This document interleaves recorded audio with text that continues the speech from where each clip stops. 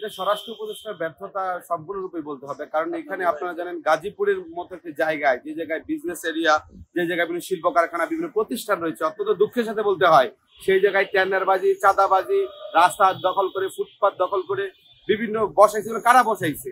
Finally কথা, গতকালকে আপনারা জানেন, গতকালকে গাজীপুর মেট্রোপলিটনের যে কমিশনার ডক্টর নাজমুল হাসান, তিনি বলেছেন এটা একটি হানি ট্র্যাপের মাধ্যমে একজন নারীকে নিয়ে হানি ট্র্যাপ সাজাইছে, ওইখানে উনি ক্যামেরা ভিডিও করছে, সেই ভিডিও ডিলিট দেয় নাই দেখা তার উপর হামলা করছে, তাকে এইভাবে কোপায়া হত্যা করছে। আমার কথা হচ্ছে, গাজীপুরে কারা হানি ট্র্যাপ এগুলা করেছে, হানি ট্র্যাপের কাজগুলো কারা করেছে? আপনার আইডেন্টিফাই না করতে হলে আপনাদের তো দরকার নেই দায়িত্বে থাকার। আমাদের গাজীপুরে মেট্রোপলিটনের যে পুলিশ কমিশনার রয়েছে, ওনার নাম নাজমুল হাসান, আপনারা কি কাজ করছেন? গাজীপুরের এই যে হানি ট্র্যাপ যারা তৈরি করছে, এগুলো কারা? এগুলো তো বস্তি টস্তিতেই থাকে, একদম লোয়ার ক্লাসেস পিপল দেখা যায়। কিন্তু অত্যন্ত দুঃখের সাথে বলতে হয়, সারা দেশের আইন শৃঙ্খলা বাহিনী বিন্দুমাত্র এখন ফাংশন করছে না। আপনার 5ই আগস্টের পরবর্তী মুহূর্তে যেইভাবে ফাংশন করতো, একদম মানে ফাংশন বিহীন অবস্থায় রয়েছে। এখনো পর্যন্ত কোনো জায়গায় পুলিশ প্রশাসন অ্যাডমিনিস্ট্রেটিভ ওয়ার্ক ফ্রুটফুলি করছে না। তার দায় কার? তার দায় স্বরাষ্ট্রমন্ত্রীর। এই স্বরাষ্ট্রমন্ত্রী কি দায়িত্ব পালনের যোগ্য? আরে ভাই, মনে করেন মুরগি দিয়ে কখনো হাল চাষ হয় না, সুতরাং এই স্বরাষ্ট্রমন্ত্রী দিয়ে এই রাষ্ট্র পরিচালনার দায়িত্ব কখনো পালন করা সম্ভব নয়। উনি বর্তমানে যেসব কাজ করছেন, ওনারা দিয়ে রম্যরস, বিনোদন, এই ধরনের কাজ করা সম্ভব, কারোর সাথে হাস্যরসের সাথে কথা বলা সম্ভব। ওনারা দিয়ে এই মন্ত্রণালয় পরিচালনা করা সম্ভব নয়। ওনারা দিয়ে যদি মন্ত্রণালয় পরিচালনা করতে হয়, তাহলে নতুন একটি মন্ত্রণালয় তৈরি করতে হবে, মানে কৌতুক হাস্যরসাত্মক মন্ত্রণালয় তৈরি করে সেইটি ওনার মাধ্যমে বাস্তবায়ন করতে হবে।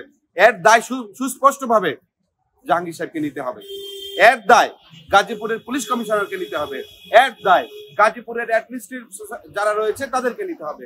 এর দায়িত্ব সাধারণ মানুষের না। গাজীপুরের প্রত্যেক জায়গায় আপনারা একটা বিষয় আপনারা জানেন, কিছুদিন পূর্বে আমাদের রেল গেটের এখানে কলাপট্টি বলে, ওইখানে ডিশ ব্যবসা নিয়ে শ্রমিক দলের এক নেতার হাত পাশক কেটে ফেলাইছে, মানে ডিশ ব্যবসাকে কেন্দ্র করে। তাহলে ভাবতে পারেন আইন শৃঙ্খলা বাহিনীর অবনতি কত কত পর্যন্ত খারাপ হয়েছে গাজীপুরে। এই দায় কার? এই দায় অবশ্যই প্রশাসনে নিতে হবে, এবং এই দায়কে কেন্দ্র করে আমি স্পষ্টভাবে বলতে চাই, এই স্বরাষ্ট্রমন্ত্রীর পদত্যাগ এখন কাম্য এবং পদত্যাগ করতে হবে।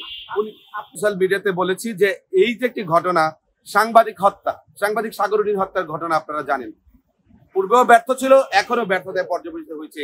বারংবার তাদের তদন্ত রিপোর্ট দেওয়ার ডেট দিল, তারা তদন্ত দিতে পারছে না।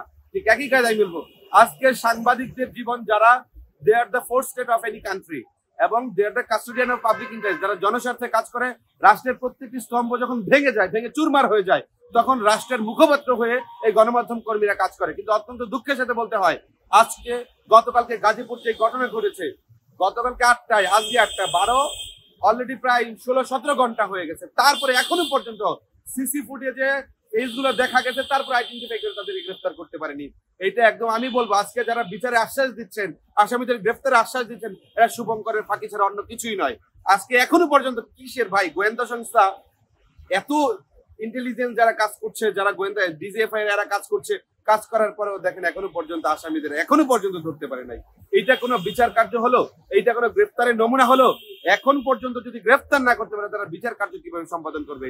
ফাইনালি আমি বলতে চাই, আজকে গাজীপুর তুহিনকে যেভাবে হত্যা করেছে, আজকে বাংলাদেশের কোনো সাংবাদিক নিরাপদ নয়। বাংলাদেশের সাংবাদিকরা যখন তাদের সাংবাদিকতার বস্তুনিষ্ঠ সংবাদ প্রকাশ করতে যাইবে, সেই সময় দেখা যায় তাদেরকে হত্যা করবে, সেই সময় তাদেরকে মেরে ফেলবে, সেই সময় তাদের গুম করবে, খুন করবে। সাংবাদিক হত্যার ইতিহাস আপনারা জানেন না?